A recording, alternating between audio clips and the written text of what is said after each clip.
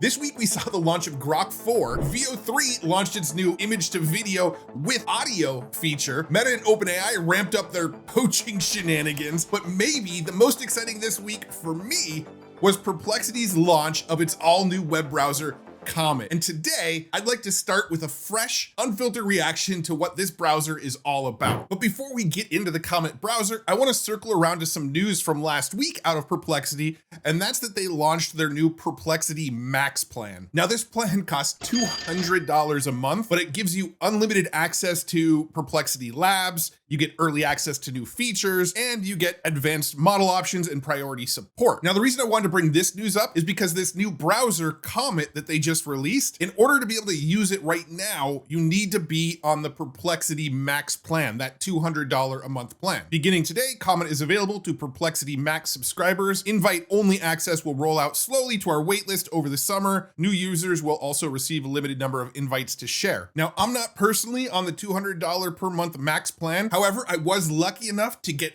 early access to Comet, so I have it on my computer right now, and I actually haven't used it yet. Like I mentioned, I want to get a fresh look and sort of react to it in real time with you. From my understanding, this new Comet browser is designed to do less manual browsing yourself and more to use their built-in assistant and let the browser do a lot of the browsing for you. So let's go ahead and open it up here. Might as well import my Chrome bookmarks and everything. I'll go ahead and use the dark mode here. And now we're in the Comet browser. Now, this is based on Chrome. So they basically forked Chrome and then completely tweaked it. And we can see that our search bar at the top is using Perplexity. We even have a little microphone where we can talk to it, and it imported all of my bookmarks from Chrome. But the real key feature of this new browser is this little assistant button up in the top right. If I click this assistant button, we can see that it opens up our assistant. If I browse to any website, and we can see that down on the bottom right above our Ask Anything, it can see the window that we're looking at. It knows that this is where we're looking right now. So let's go ahead and look at my YouTube channel and see if it can describe the aesthetic of my thumbnails. So I'll just give it the prompt. How would you describe the aesthetic of these thumbnails, and see what it says. And we can see now it's actually looking at my screen. We're getting that little blue glow around my screen,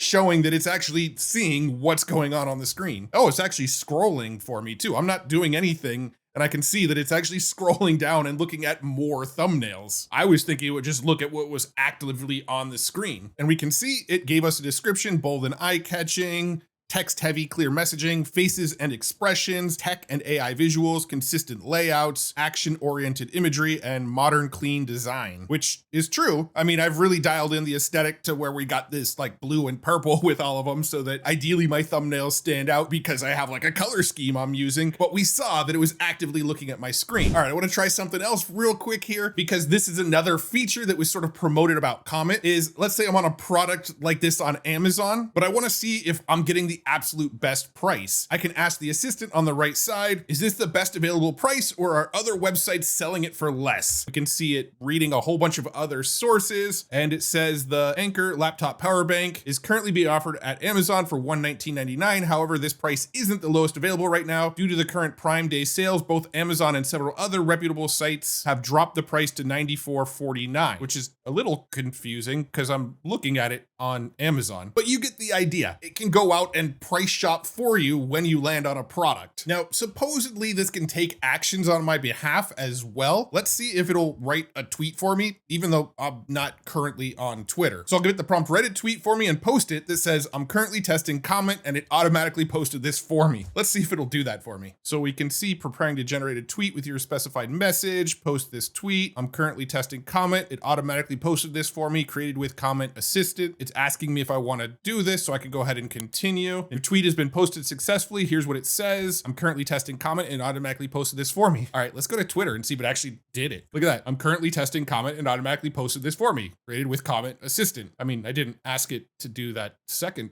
part. Not sure I like that it does that, but still pretty cool that it posted on my behalf. Let's see if it'll look at my email for me. Check my email for anything urgent, assessing your email for urgent messages. You have several urgent and important emails. And then it says, if you want a response drafted or more details from any thread, let me know. And it will actually just read my emails.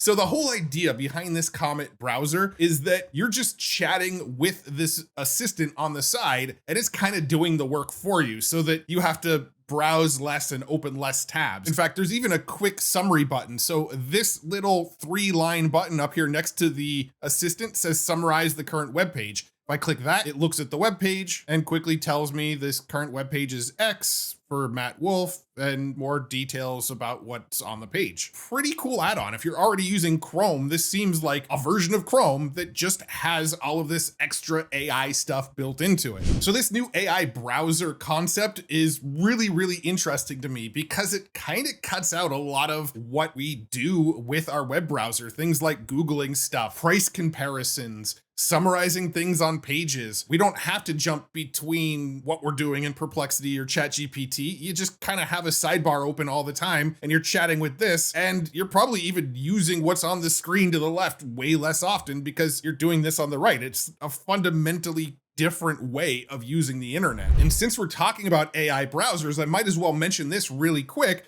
is that rumor has it that OpenAI is releasing an AI browser in the coming weeks. So they want to go head to head with Chrome and I guess now Perplexity. OpenAI's browser is said to use AI to rethink how users browse the web. If I had to guess, it's probably going to be very similar to what we're seeing in Comet right now. But let's go ahead and move on because there's a lot more that I want to share with you from this week. If you're a fan of AI video models, specifically Veo3, they actually just rolled out a new feature this week where you can upload an image and it will create a video from that image with audio. Now, Veo3 has been able to take an image and convert it into a video for you. It just never actually did that whole audio thing with it as well. It just turned it into an audio list video. Well, now you can actually add images and convert those images into a video with sound, which is pretty cool because now you'll be able to get much more consistent characters out of it. So let's go ahead and try this really quick inside of the Gemini app. I created this silly little image of Mark Zuckerberg wrangling an AI engineer from another company. So let's go ahead and use this image. So we'll go ahead and add this as our photo here. And we'll say a man tosses a rope and wrangles an engineer. Let's see what kind of audio it adds. Can't believe I'm about to do this. Please don't hurt me.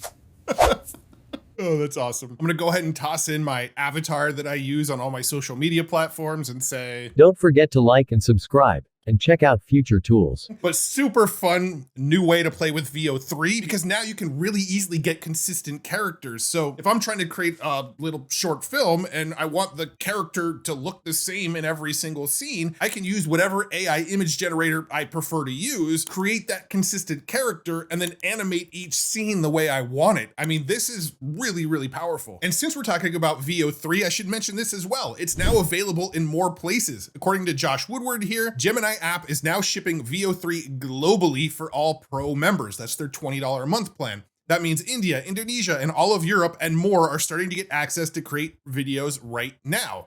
And that wasn't the only AI video update we got this week. This company, Moonvalley, released their ethical AI video model for filmmakers. Now, this model is ethical because it's one of the few models trained entirely on openly licensed data. This fits neatly with Moonvalley's target customers, filmmakers who want to avoid future lawsuits over AI-generated content that might resemble copyrighted material. So everything that this was trained on was actually licensed by the company Moonvalley who trained it. So let's check this out real quick. I'm on moonvalley.com. Here's the pricing. So let's go ahead and give it a test. I'm gonna give it the prompt a monkey on roller skates. And let's take a peek at some of the options we have here. So under controls, you've got motion transfer. So you can give it one video and transfer that same motion to a different video. Pose transfer, drive a video with a human acted video. Camera control from an image, camera control from a video, trajectory control, shot extension. So it seems to be really, really customizable. You can give it facial references. We've got a few aspect ratios to choose from. You can use seeds and negative prompts, but let's go ahead and just test our monkey on roller skates as a sort of quick baseline. Now, it's not the fastest model in the world. It took about 5 minutes to generate, but here's what it came up with. We got our monkey on roller skates, which actually doesn't look too bad until his neck just spins around completely the wrong way. I mean, the monkey and the roller skates all looked good on first appearance. It's just right there. What the heck just happened? But I do think the main features of this Moonvalley, outside of the ethically trained source material, is all of these control features like motion transfer, etc. But let's try trajectory control. This is what I think I'm most interested in.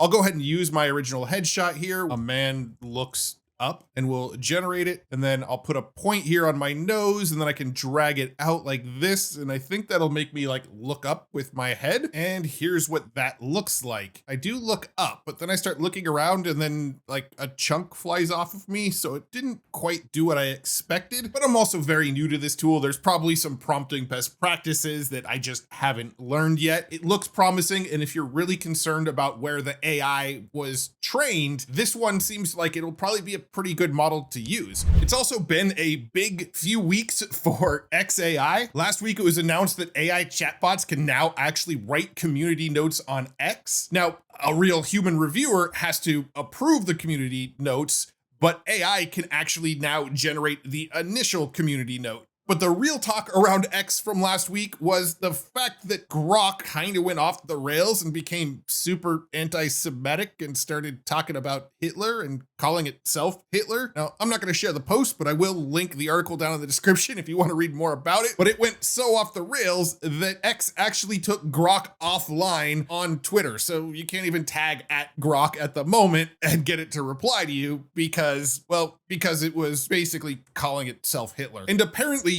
coincidentally, Linda Yaccarino, the CEO of X, resigned the very next day. Now, supposedly, she'd been planning to step down for weeks, and the timing was coincidental, but was it really? And in the final bit of X news, they finally announced Grok 4. And well, let's just say the live stream felt kind of awkward. All right, welcome to the Grok 4 release here. We're going to take you through a bunch of benchmarks that Grok 4 is able to achieve incredible numbers on.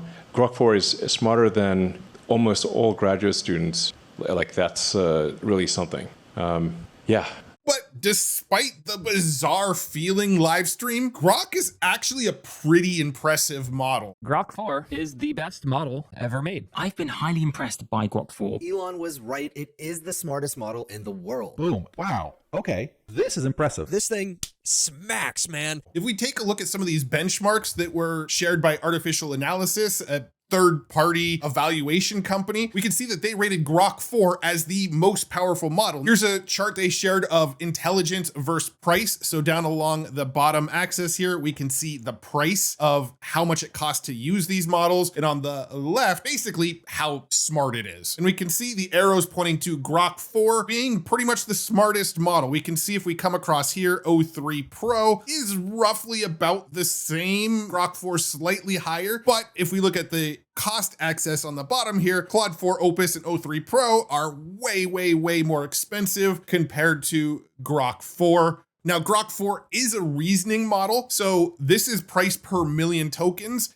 And Grok 4 does actually think and reason for quite a bit. And when it's thinking and reasoning, it's actually using tokens. And this isn't actually taking that into account. So this doesn't necessarily mean that it's going to be a lot cheaper to use Grok 4 than O3 Pro or Claude 4 Opus, because if Grok 4 thinks for a lot longer than these other two, then it could end up being more expensive, if that makes sense. There's all sorts of benchmark images and things. If you want to review them, I will make sure they're linked up in the description as always. Now, I've never been known to be the most technical explainer of all of this AI stuff, but if you want a super deep dive into some of the more technical aspects of Grok 4, I think the channels AI Explained and Matthew Berman both put out really excellent videos on Grok 4, diving a little bit deeper and getting into the weeds a bit. So if that's something you're interested in, definitely check out their channels. So let's go ahead and pop over to grok.com. And if you're curious about the pricing, well, it's not cheap. So let me switch to the monthly because that's probably what most people want to look at. So in order to use the new Grok 4 model, you need to be on their Super Grok plan, which is $30 a month. And they also have a model called Grok 4 Heavy, which is $300 a month. And Grok 4 Heavy is interesting because it essentially goes and runs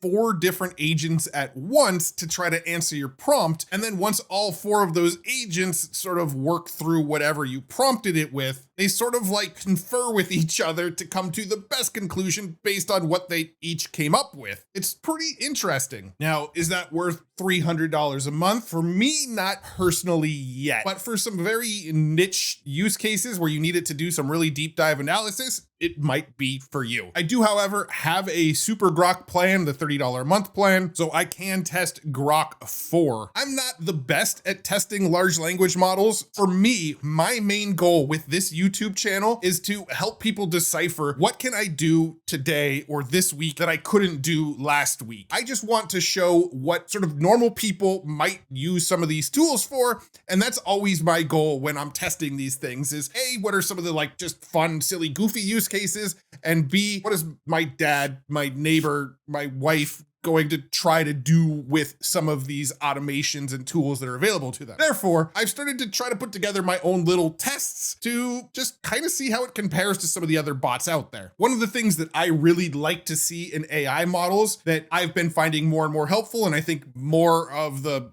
sort of real world will find really helpful, is the ability to connect these to different tools. So chatbots that can connect to your email, to your calendar, to your Slack account, to your Google Drive, your Dropbox, things like that, and actually read information from those places and help you take action on the various information that it gathers from those places. Well, it doesn't look like Grok 4 has a lot of access to those tools yet. When I look in the settings, I can see it can connect to Google Drive and Microsoft OneDrive, and that's about it. Now, if I click the little attach icon, I do see add from Google Drive. So it looks like I can just kind of pull in a document from Google Drive and it will be able to read that, but it's not quite as helpful as what tools like ChatGPT and Claude are able to do with those same connections, in my opinion. I also like to know how well it can get information for me, because I think that's something else that a lot of people constantly want to know. And when I say get information, I think it needs to be real-time information. Like, how good is it at knowing what's going on right now today? Things like, what's the current weather in Vancouver? It came back to me with the current weather in Vancouver is mostly sunny with temperatures of 69 degrees Fahrenheit, which is interesting because it's 8:30 p.m. in Vancouver as I'm recording this, so probably not too sunny, but the temperature's close. When I look at Vancouver, it does say 63 degrees, but it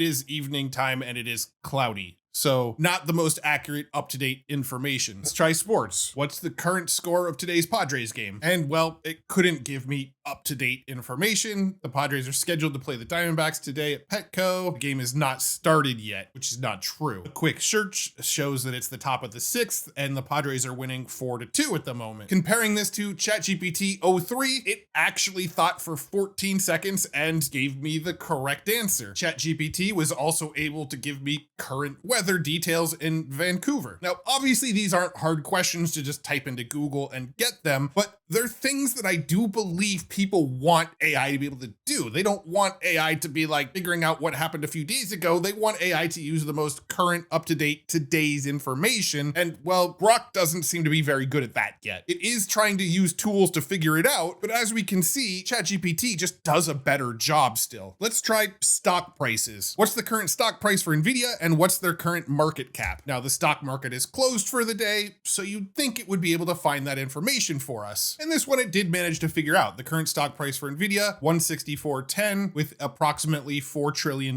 market cap. Now, comparing that to ChatGPT 03, it gave us a full stock chart, showed us the price, and also came up with the same market cap, which, looking at this market cap website here, they're both correct. Now, another thing that I think a lot of people like to see from these chatbots is how creative are they? And one thing that all AI chatbots have always really sucked at is telling jokes. They all seem to want to tell the same joke. I want to see something creative. I want to see a joke that I haven't heard an AI chatbot talk about. So I think this is kind of a good benchmark to see. Is it going to tell us the same jokes we keep seeing, or is it going to give us something actually creative? Tell me a good joke I probably haven't heard before. Here's a punny joke you might not have come across yet. I was walking in the jungle and saw a lizard on his hind legs telling jokes. I turned to a local tribesman and said, "That lizard's really funny." The tribesman replied, "That's not a lizard, he's a stand-up chameleon." But I don't think it wrote that joke. I think it actually found the joke online. What's the source of this joke? And as we can see, it's a classic dad joke with several variations circulating online. So it's not a joke that the AI wrote creatively, so I can't necessarily say Grok came up with something new. But to be fair, I don't think ChatGPT does either. Why did the large language model take a night shift at the bakery? Because it heard they needed something that could really handle the rolls and never stop proofreading.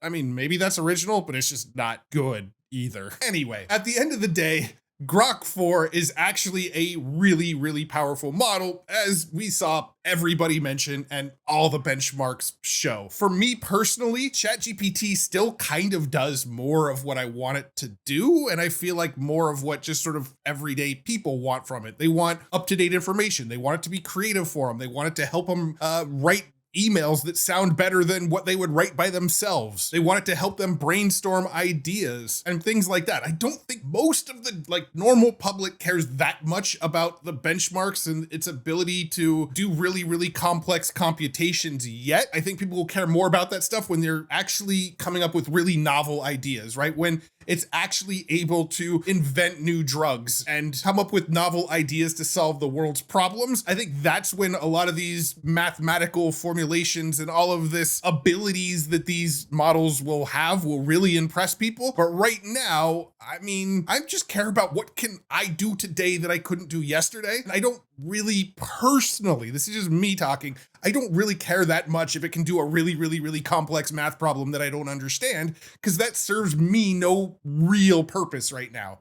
But again, that's just my opinion as a not ultra technical person. All right, I've done a lot of demos, showed you a lot of stuff that you can do now that you couldn't do before.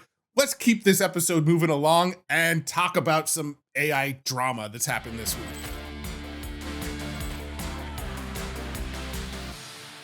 So as we've talked about in past videos, over at Meta, Zuckerberg is creating this super intelligence team. And to do this, he's been going around and poaching employees from all different places. We saw in a video a couple weeks ago that he went to OpenAI and was offering people like $100 million signing bonuses to come over there. And well, his methods have actually been sort of successful. He got Andrew Wang, the CEO of Scale. He got Nat Friedman, the ex-CEO of GitHub. And well, this week, they actually got one of Apple's top AI executives. Ruming Pang, who's a distinguished engineer and manager in charge of Apple's foundation models team, is leaving to go to Meta. Meta offered Pang a package worth tens of millions of dollars per year. Apple's already been struggling enough to get their AI initiatives underway, and now one of their head AI guys just bailed to go to Meta because of the big paycheck, assumingly. I don't know if he's going for the paycheck or not, but it seems like he's probably going for the paycheck. But that's not all, because OpenAI has been striking back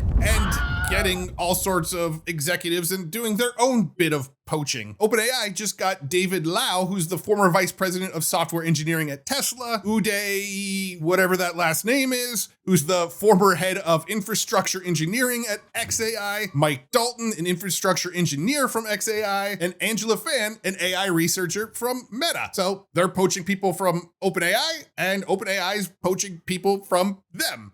And this to me is just so fun and fascinating to watch play out. All of these like little pieces from all these AI companies just keep on moving around from company to company. And I'm guessing they're going to where they're getting offered the most. But it also brings up some interesting questions. If these companies are on the verge of like AGI and this world-changing, groundbreaking new AI that's just gonna like absolutely change the game, why would somebody leave that company right before that happens? It doesn't make a lot of sense and is probably an indicator that this whole sort of theoretical AGI concept is a little bit further away than what these companies want you to believe. That's just sort of my take on it. I've talked a lot, but I have a few more things I want to share with you. These will all be quick, so let's jump into a rapid fire section.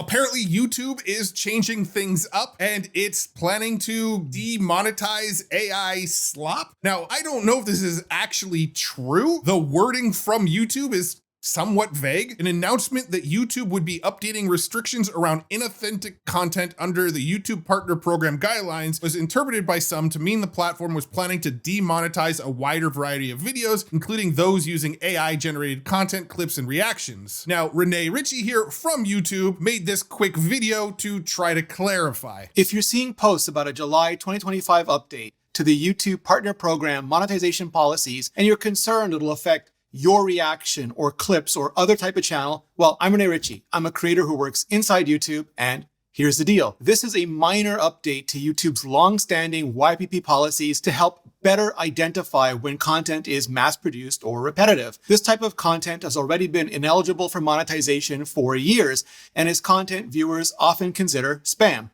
That's it. That's all. Now, what I'm gathering is they're trying to get like repetitive content, like people just stealing content from others and reposting it as their own, but it's been interpreted that they're going to remove AI slop. I haven't heard any sort of actual mention from them about removing AI generated content, just sort of repetitive content, like stealing other people's content, republishing it as your own. I don't know. To me, it's still kind of unclear. Circling back to Perplexity for a second here, they actually just partnered up with Coinbase to provide more crypto data directly inside of Perplexity. If I come to Perplexity here and I come over to the left sidebar, hover over home and click on finance, you can see that there's a tab up at the top for crypto. If I click on this, it's pulling in crypto prices and we can see data from spot transactions on Coinbase.